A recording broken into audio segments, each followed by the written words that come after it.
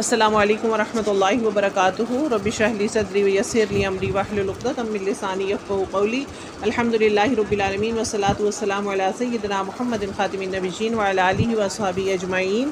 آج ہم باب من القریح ان یعود فی الکفر کما یکرہ ان یلقی فی النار من الایمان کا مطالعہ کریں گے۔ 20ویں حدیث مبارکہ ہے۔ قتادہ سے روایت ہے کہ وہ حضرت انس سے کرتے ہیں، اور حضرت انس رضی اللہ تعالیٰ عنہ نبی کریم صلی اللہ علیہ وسلم سے روایت کرتے ہیں کہ آپ صلی اللہ علیہ وسلم نے فرمایا، جس شخص میں یہ 3 باتیں ہوں گی وہ ایمان کے مزے کو پائے گا۔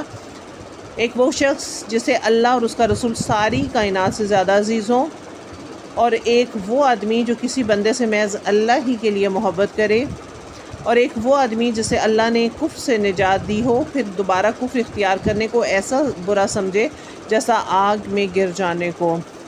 اگر ہم اس کی تشریح کی طرف آئیں تو جس شخص کے دل میں اللہ اور اس کے رسول کی محبت اور اسلام کی محبت اتنی رچ بس جائے تو پھر وہ کفر کو کسی حالت میں برداشت نہیں کر سکتا، لیکن اس محبت کا اظہار محض اقرار سے نہیں بلکہ اطاعت احکام اور مجاہدہ نفس سے بھی ہونا چاہیے، اور ایسا ہی آدمی در حقیقت اسلام کی راہ میں مصیبتیں جھیل کر خوش و خرم رہ سکتا ہے۔ اور ہمارے اندر بھی اللہ تعالیٰ یہی کیفیات پیدا فرمائے، اللہ کی محبت تمام محبتوں سے بڑھ جائے، اور اگر اللہ نے ہمارے ہاتھوں میں اس دین کو پکڑایا ہے، اس قرآن کو پکڑایا ہے، اپنے احکام کو پکڑایا ہے، تو ان کو مکمل کرنے کی توفیق نصیب فرمائے۔